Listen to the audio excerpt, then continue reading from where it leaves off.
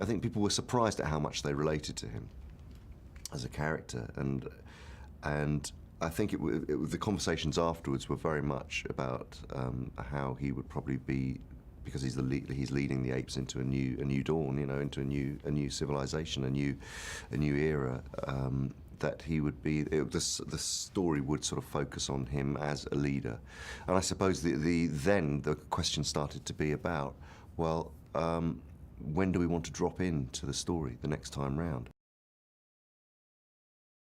What's happened in between globally is that this pandemic, the simian flu as it was known as, or became to be known as, had wiped out vast quantities of the world's population. And as I say, the apes are looking out over San Francisco, and gradually these lights are beginning to dim and to become non-existent. So we get a sense that, for all intents and purposes, humanity is gone, that they may well have left, but the sightings have become fewer and fewer, and the way that the ape colony is set up in the hills above, you know, in the Muir Woods, an ape mountain, which is where they sort of have carved out this amphitheatre and created their home. For about the first 20 minutes or so, you think it's just going to be apes, and then all of a sudden, crash, human beings come into their environment, and it's a real shock. You can't quite believe it. It takes everyone by surprise, most of all the apes. And there are gunshots in the woods, and suddenly the world just collapses from there on in. Cobra is very much of the mind that humans should be eradicated, they should be taken away and got rid of, and that apes shouldn't have anything to do with them.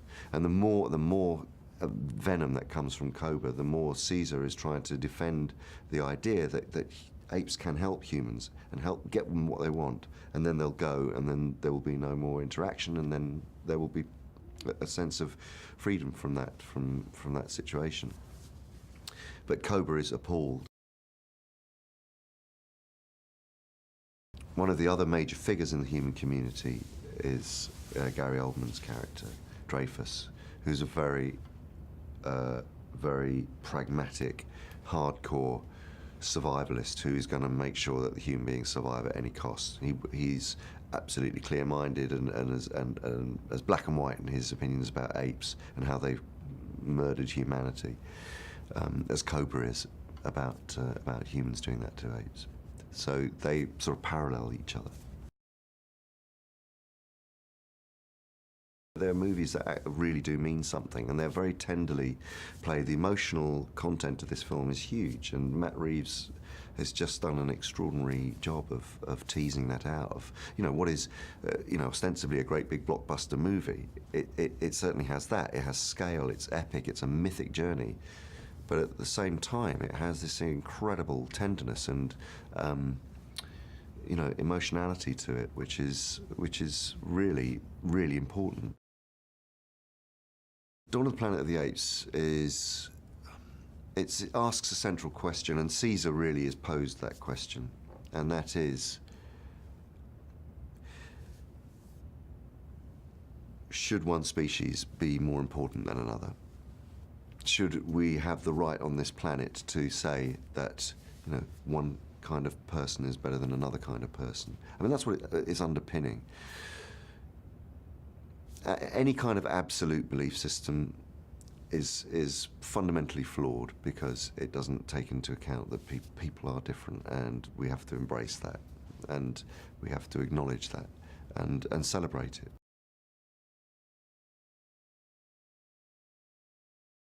It's been such an incredible pleasure working with Matt on this project. He's an unbelievably generous human being, compassionate human being, a brilliant storyteller, and as a director for actors, pretty much one of the greatest. I think he truly seeks the emotional centre of and has sought at every point in a very, very ambitious project, and hugely taxing for him.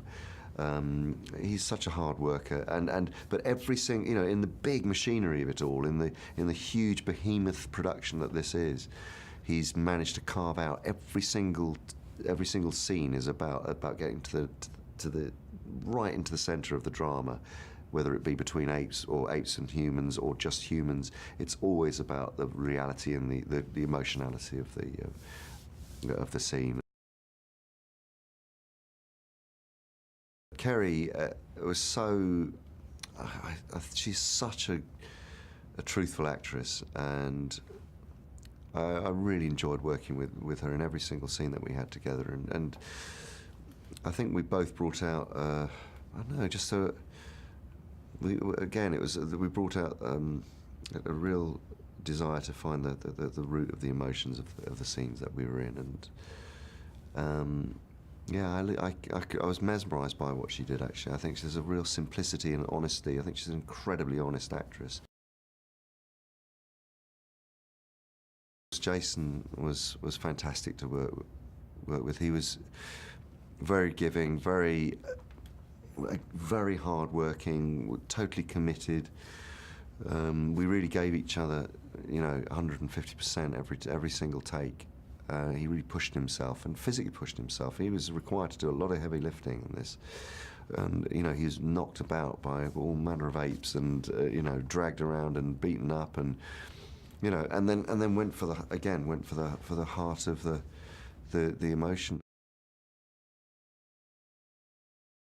And he's just been so devoted to getting under the skin of Cobra and mining it for all it's worth, and he's brought a great deal of humour to it. He's made Cobra very anarchic, and so again, a multi-dimensional character, because he could have just been this very dark nemesis character that is just bad through and through, but you just totally, at times, you're really swayed into believing his ethos. You understand where he's coming from. And because Toby has a real, he has got this fantastic ability to switch between being very, very, innocent, and looking into his eyes, he has that sort of, like, you can see how vulnerable that character is.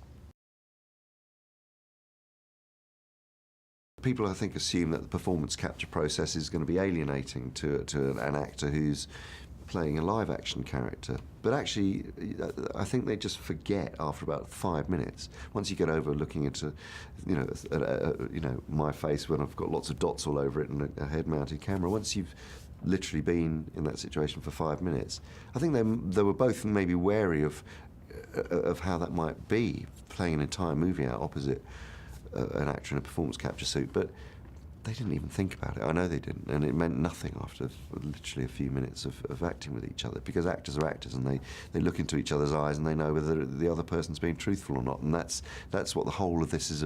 All of this is about. So they gave themselves totally to it, and I really admire them for that.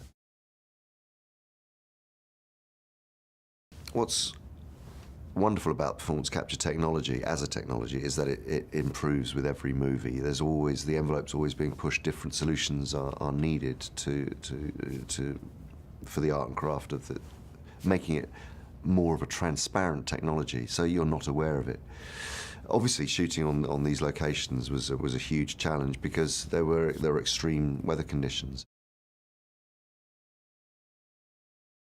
Performance capture isn't about sort of doing gross body movements and pantomiming. It's actually where it's at its most powerful is in its stillness, and having the brave, being brave enough to hold a close up and to internalize and not feel you're having to demonstrate your apeness. The great thing about facial capture is it captures absolutely every individual thought and subtlety and emotion very, very clearly, and the cameras all the multitude of performance capture cameras around you do the same as a very close-up camera.